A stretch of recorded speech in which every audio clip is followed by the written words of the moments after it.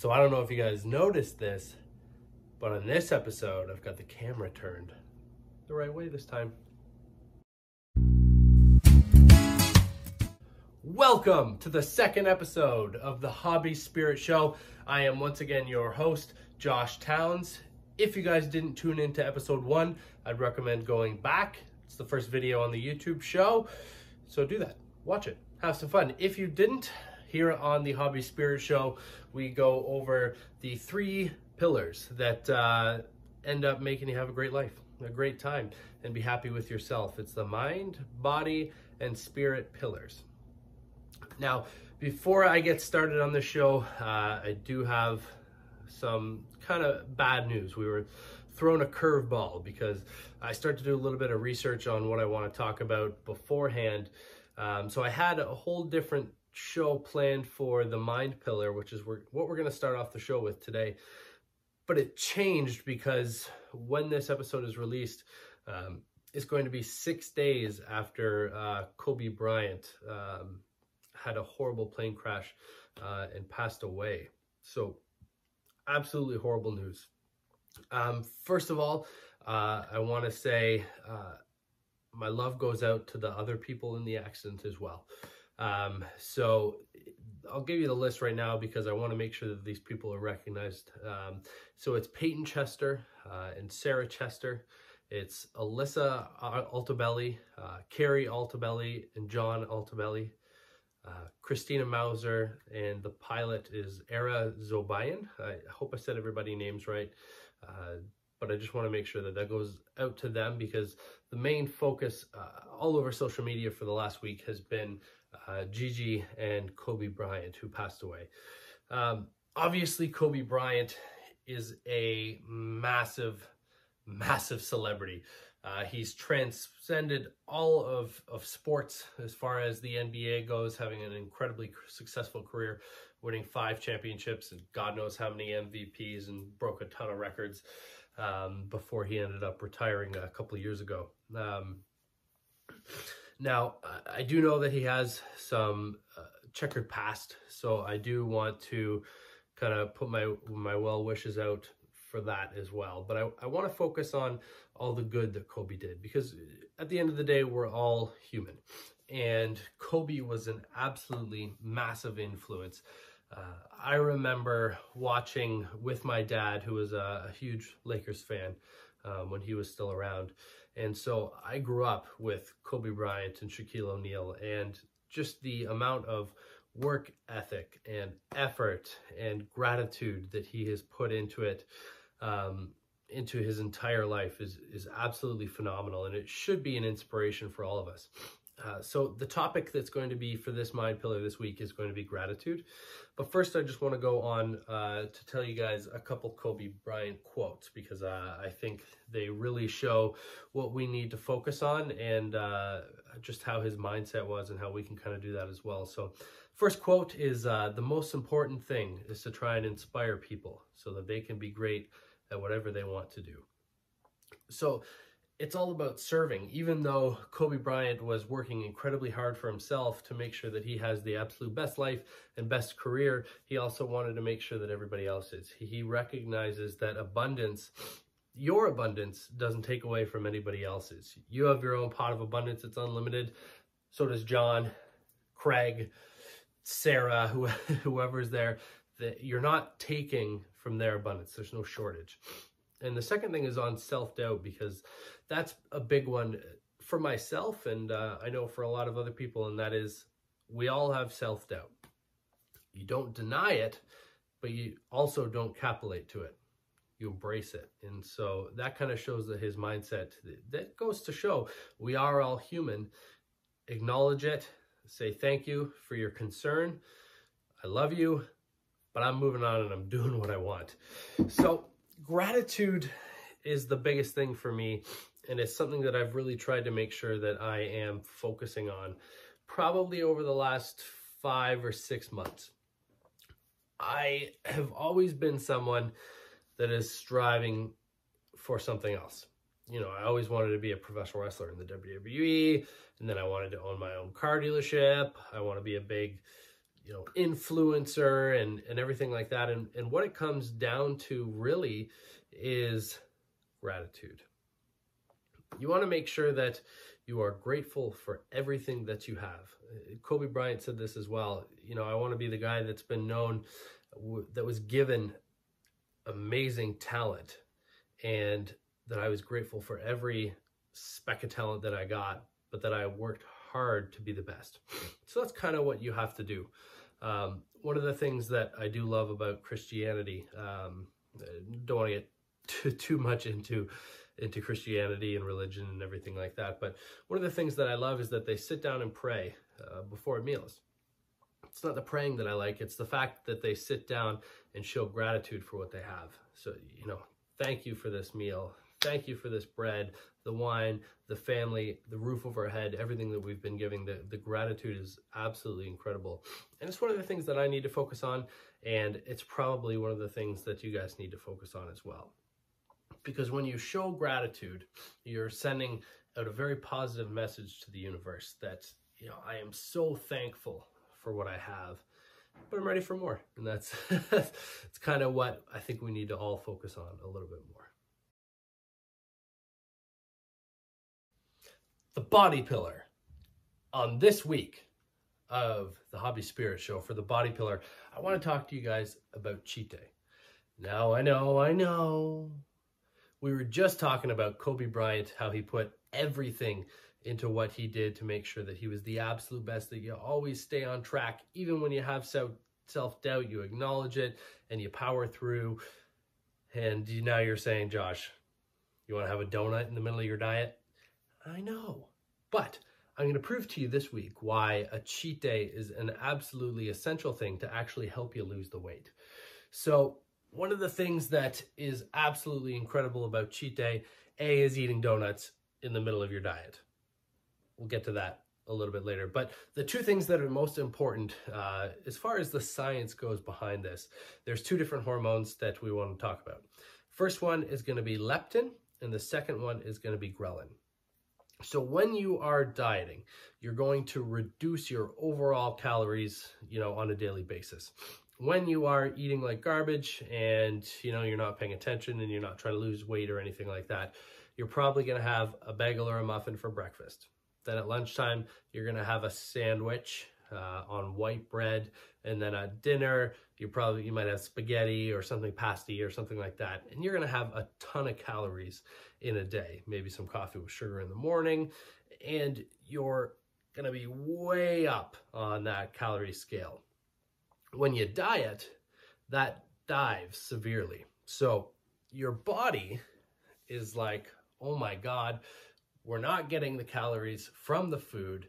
So what we have to do in order to create energy is take that fat and turn that into energy. We can't store it anymore because we need to get going. We need to get moving. We need to make it past 3 o'clock so we can make it to the end of the day without having a crash, that type of thing.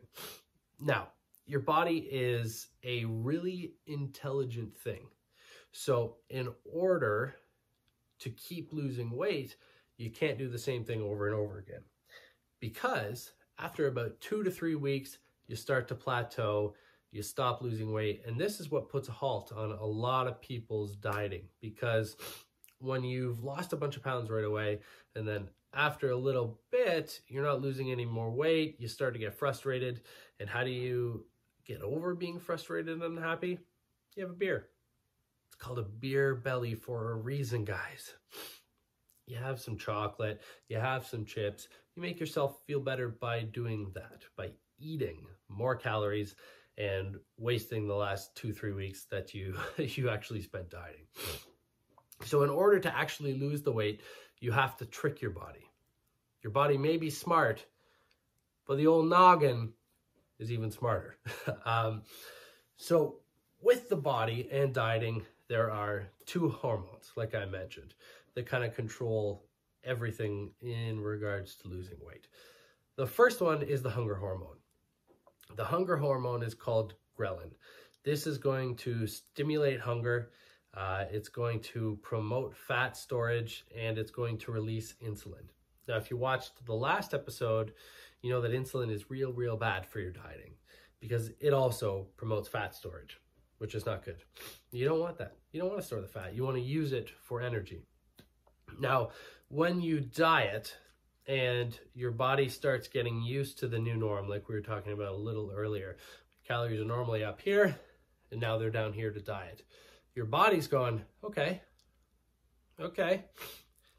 this is where we're going to be. If this is the amount of calories I'm always going to get, I know that I'm safe. I know that I'm not starving. So what are we going to do again? We're going to start to store more fat. And this is not good.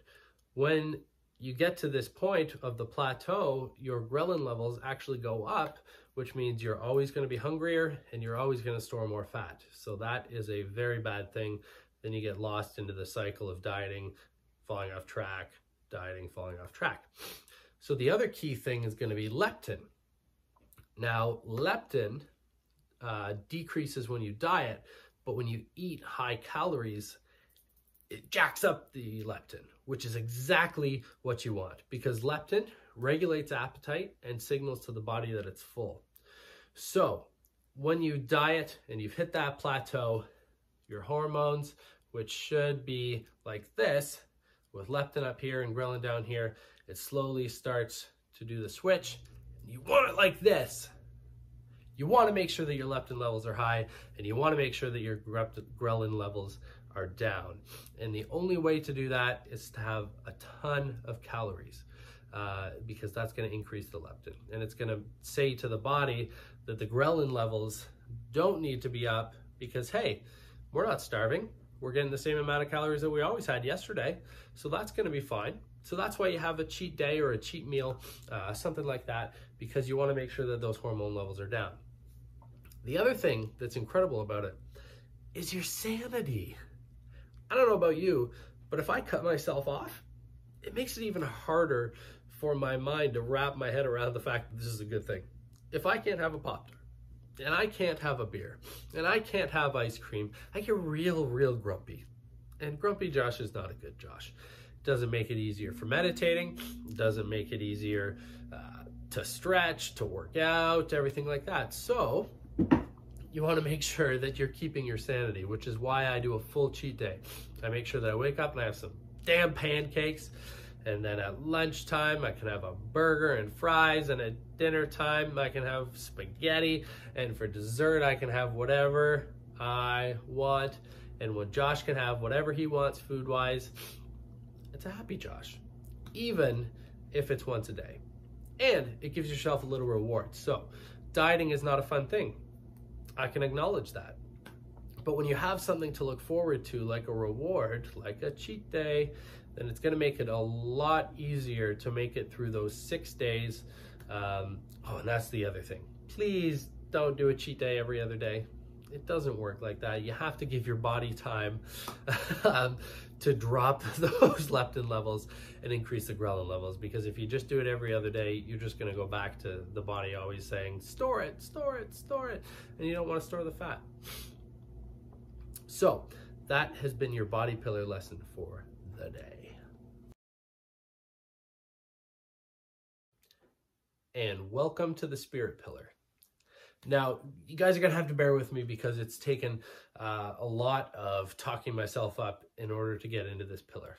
I didn't touch on it before, and I haven't touched on it in anything yet, but I do want to get there because there's two major things about me that I can kind of say are flaws.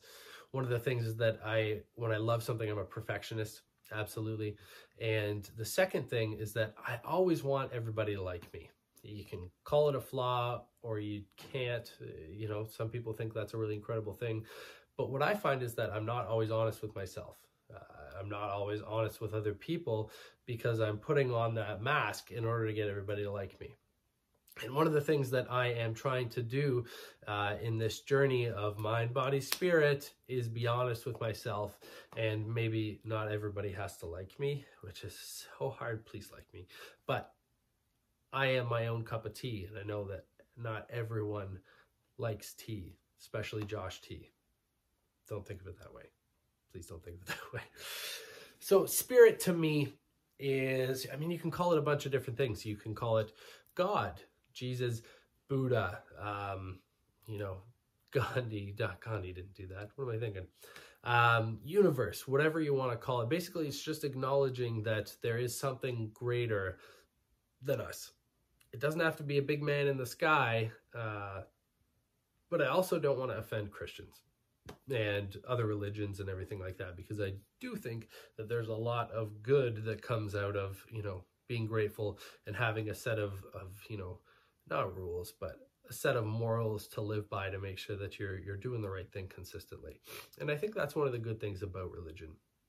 But to me, spirit is all of us, all of our surroundings. We're connected, and it all comes down to energy. So Kobe Bryant and Gigi Bryant passed away. And if you've been watching them for years and years and years, there's chance and probably an almost certainty that you're going to walk into the Staples Center in Los Angeles, if you've been there before, and you're going to feel Kobe there. It's an energy, it's a presence. I don't necessarily believe in heaven. Again, I'm sorry, I don't necessarily believe in heaven. What I do believe in is energy. I believe all of us are around. I believe our souls never really leave. We're always kind of here to be able to help out your loved ones and your family, and you decide that you have a purpose in order for your energy to stick around. This is just a body. It's just a body. Your energy will always be here, and it'll especially always be here when the people that you love are here. I can say that a lot of the time, the reason that I want to get into this is my dad passed away almost 10 years ago now. And when I walk into certain rooms, when I hear certain songs, and when I watch hockey games, I can honestly feel him. I feel like I could reach out and give him a big hug and say hello, because I know that the energetic frequency is there. I know that his soul is there. And the reason I'm diving into this is because I want to make sure not only that I'm honest with myself, but that I can help as many people as possible. Losing someone is one of the hardest things that you can do, especially when they're a huge, huge part of your life. Like an idol like Kobe Bryant, or like my father, your father, grandparent, kid, sibling, anything like that. And one of the things that I want you to know is that they're there with you. You can feel it. You can feel their soul. You can feel their energy. They're watching over you. They're protecting you. And I just want to give you that little bit of relief there, because one of the most powerful things that I've done in the past year is acknowledge my relationship with my father, because there was a lot of sticky stuff, and I had a lot of guilt that I held on to. But one of the things that I was able to do is I was able to, to speak to his frequency and his soul, and I was able to find a little bit of relief there. I've always, when end of January to kind of the middle of March, I've always fallen into a little bit of a depression, because of the, that's in and around the time that he went to the hospital, the time he had, his first illnesses kind of announced, his birthday, and then the time that he passed. So it's always been a really rough time, and this has probably been the first year that I haven't, succumbed to that sort of thing. And I want to make sure that if you're going through something similar, that you're able to look out and see a way to kind of move past it and move on, because you can forgive yourself, you can forgive them, and you can speak to them and make sure that they know that you love them. And you can know by that energy, that good, positive feeling, that they loved you as well. So hopefully I didn't get myself in too much hot water. Hopefully this is kind of going to be kind of a relief for you guys, and it can help you out in any kind of way, because that's what I'm here for. We're here to better ourselves, and we're here to help each other out, and that's what I'm trying to do with this. So thank you for tuning in to the Hobbies Show episode 2. I'm Josh Towns. Love you guys. Signing out.